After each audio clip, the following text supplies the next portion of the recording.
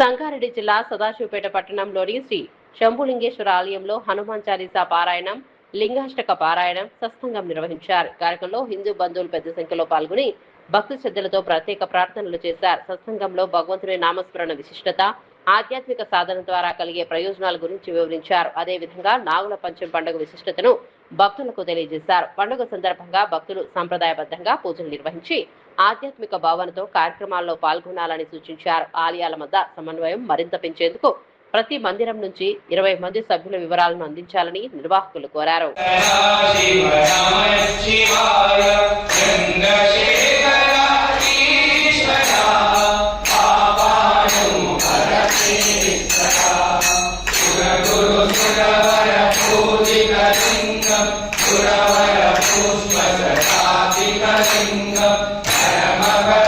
పరమాత్మకలింగం